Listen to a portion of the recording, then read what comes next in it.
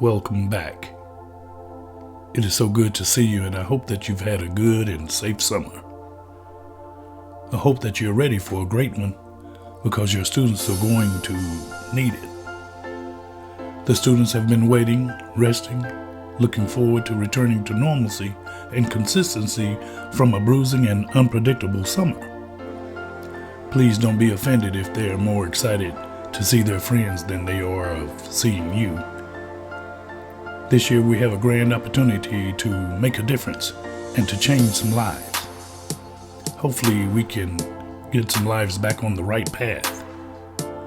I hope it happens.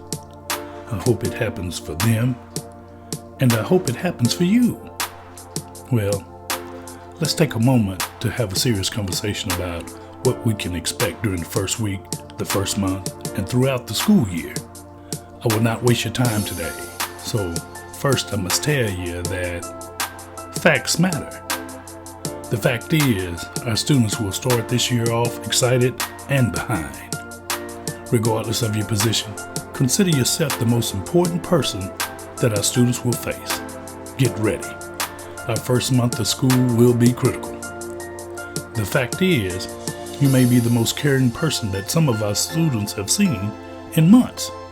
The fact is that you may be the happiest person that many of our students have seen in months. Some of you will provide the best meal that many of our students have received in months. The fact is, many of you will drive, transport, pick up, drop off. You will drop off or pick up our students more often and farther than they've been transported all summer. The fact is, all of us will need to provide a needful, watchful eye. Get ready. The fact is, you may be required to teach character, manners, because some of our students have inherited poor character from a long, tough summer and have instilled rudeness to deflect misbehavior. Well, the fact is, many will be required to slow down, slow the pace of life, because many of our students are rushing to get through life, to get to the finish line, unripened. You may be required to push a little bit, because many of our students have been told that they will never get anywhere in life. You will be required to send a permanent GPS signal into their hearts, because many of our students have been lost all summer and cannot find their way to school. The fact is, many of you will need to smile a little more, because many of our students have been told to wipe that smile off your face before I smack it off. Today in our audience, there may be one sitting and listening that needs help. Someone that needs food, needs kindness, needs understanding and guidance. I know there is someone listening that needs to be lifted.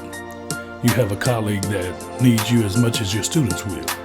And as we awkwardly glance to our left and ashamedly peek to our right, in hopes of not finding that situation, I want you to know that someone is here today. You must search and find. This year I challenge you to serve your purpose. I challenge you to seek those in need. I challenge you to slow down, speed up, fall down, and get up. I challenge you to be the example. Choices, decisions, and direction are critical at this important time in our lives for all of us. The journey is getting tougher and tougher. Poor choices, bad decisions, and detrimental direction are critical lessons that we must battle and defeat every day. We must remember, we are a team. The students are the players, but the teachers must be fearless leaders and coaches. The school year of teaching consists of 187 days. That equates to 3,896 hours to teach and to make a difference, to teach academics and to teach life. With so much time on our hands, failure is not an option. Time is not an excuse. Our students will be provided up to 2 meals a day. That equates to roughly 374 meals, not counting the special snacks from the teachers. Hunger is not an option. If no plan or limited plan is your excuse, if no vision or poor vision is your excuse, then you are a poor excuse. If a lack of tolerance is your excuse, then you're failing passing students. The fact is, winning in life is far more important than the honor roll or winning a district championship. I hope y'all hear me today.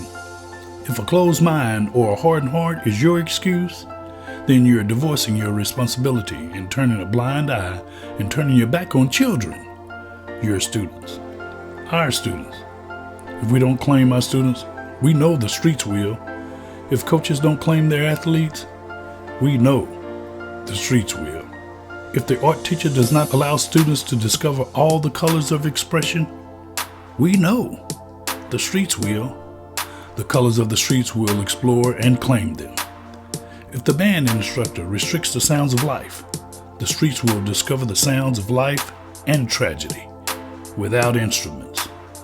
If the choir teacher refuses to sing along with the students, the streets will sing to them. If the morning announcements are delivered without a microphone and a sense of urgency, those in need will not hear its message. Today's morning announcements: we are a team. Our students are the important players. Today, we thank you for your decisions, your choices, and your direction. Let us remind those sitting in the seats every day the consequences of poor choices, and that good choices creates opportunities and success.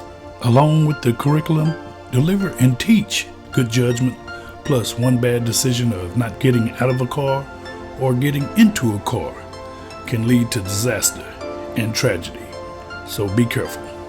Remember to teach along with your curriculum that bad choices and good friends, plus a bad decision and judgment, can lead to disaster in the life of the honor roll and the one at the bottom of the totem pole. And to the ESL and SC teachers listening today, remember the importance of patience, understanding, and tolerance. And as you apply those unique qualities to your students every day, remember also regulate inclusion of their uniqueness. Amen. Let me go back for a moment to those instructors teaching the values of the brush, or the values of song, or the instruments playing the music of life. May your talents never forget the realities and the limitations of the voiceless and hopeless muted ears. I know we have some grinding coaches listening here today that understand that bad choices plus bad decisions will lead to a rough and tough life.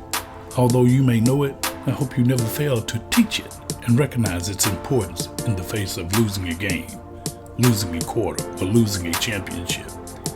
To the administrators and the counselors listening today, those that are ready to lead, administer, and counsel, as you stroll down the hall searching for troubled eyes, our hope is that you never fail to guide, discipline, and counsel with determination and a vision of compassion and equity. Administrate and administer hope and counsel confidence to our students. Remember the frontline workers. We are the frontline workers. We are a team. Our teachers, our custodians, our cafeteria workers, and bus drivers, everyone on staff. And last but not least, make sure that we don't forget the one standing alone in the hall or sitting at the cafeteria table alone. I'm talking about the one hiding in plain sight. We must not forget the one looking away, looking down, the invisible one always in attendance, but we somehow fail to connect with. Wake up. Let us lead, guide, and direct greatness. Be the knot at the end of the rope to stop failure. Be the knot at the end of the rope that allows many of our students to hang on and survive, or to climb out to simply escape. Welcome back to the big comeback. God bless you today, and I'll talk to you later. Overcome. Words for You by Bruce Etheridge.